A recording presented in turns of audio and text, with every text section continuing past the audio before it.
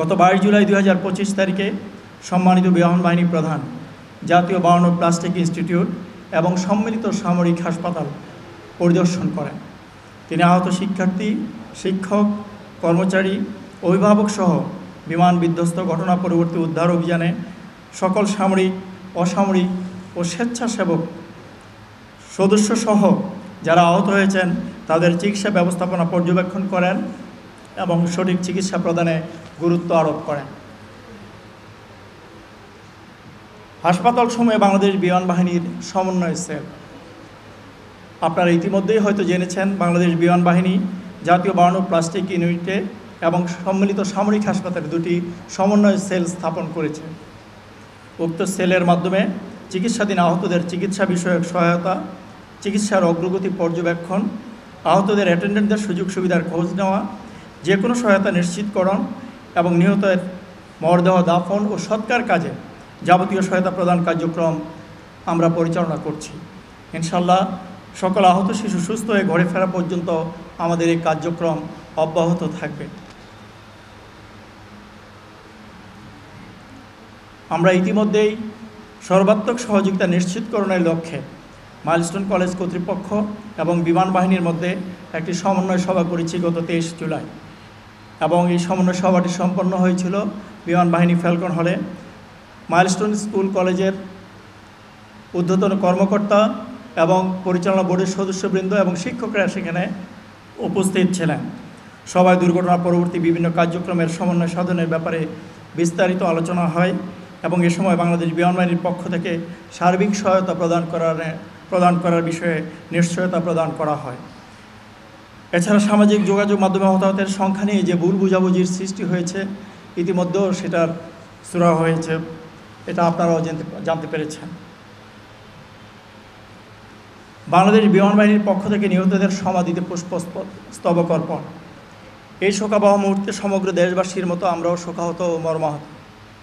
নিহতদের প্রতি শ্রদ্ধা ও পরিবারের পাশে সহমর্মিতা জানাতে বিমান বাহিনী প্রধানের পক্ষ থেকে নিহতদের সমাধিস্থলে পুষ্পস্তবক অর্পণ, সামরিক কাজের সম্মান প্রদর্শন এবং বিশেষ দোয়ার উদ্যোগ নেওয়া হয়। প্রথমে মানবিকতা, সাহসিকতা ও দায়িত্ববোধের এক উজ্জ্বল দৃষ্টান্ত শ্রদ্ধেয় শিক্ষিকা মাহরিন চৌধুরী ও শিক্ষিকা মাসুকা বেগমের সমাধিতে পুষ্পস্তবক অর্পণ করা হয়।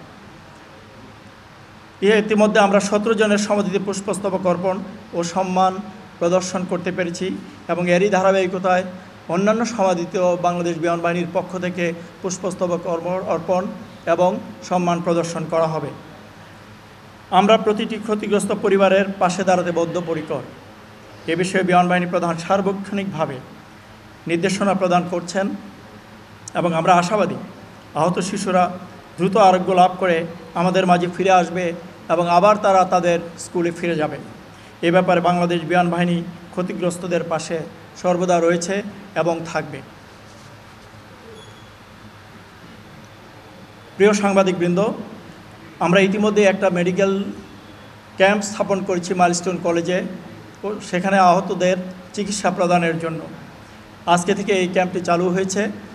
সকল ছাত্র ছাত্রী, অভিভাবকবৃন্দ এবং যারা আহত হয়েছেন আমাদের এই সেবা কার্যক্রমটা যতদিন প্রয়োজন হয় ততদিন সেখানে চলমান থাকবে। সাম্প্রতিক দুর্ঘটনায় হতাহতদের জন্য বাংলাদেশ বিমান বাহিনী বিভিন্ন আফসাস মেস এবং বিভিন্ন শাইন কলেজ এবং বিভিন্ন ইনস্টিটিউটে দোয়া এবং মোনাজাতের আয়োজন করা হয়।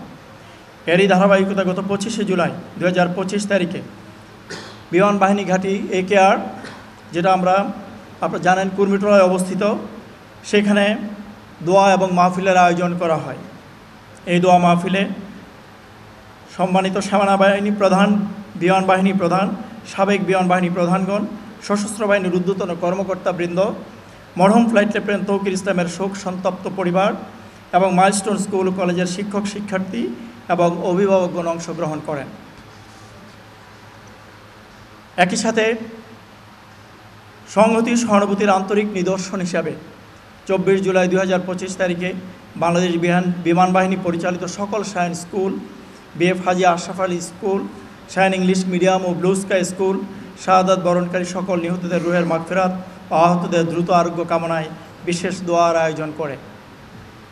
এছাড়াও গত 26শে জুলাই 2025 শনিবার BF Shaheen college Dhaka, BF Shaheen college Kurmitola এবং অন্যান্য শাহীন কলেজের মাধ্যমে শিক্ষক মণ্ডলীদের সমন্বয়ে দুটি প্রতিনিধি দল Uttara milestone school and college campus পরিদর্শন করেন এবং কলেজ কর্তৃপক্ষের নিকট তাদের শোক বার্তা পৌঁছে দেন।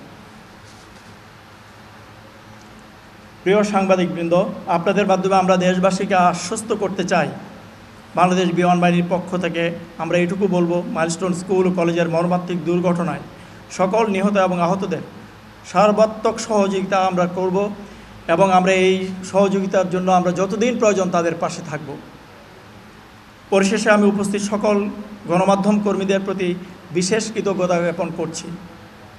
আপনাদের নিরলস প্রচেষ্টা, পেশাদারিত্ব জাতির এই শোক সন্তপ্ত সংকটকালীন মুহূর্তে সকলের জন্য এক দৃষ্টান্তমূলক উদাহরণ হয়ে থাকবে। যেখানে অপসংবাদ ও গুজব প্রতিরোধে আপনাদের সক্রিয় ভূমিকা ইতিমধ্যেই প্রশংসার দাবিদার।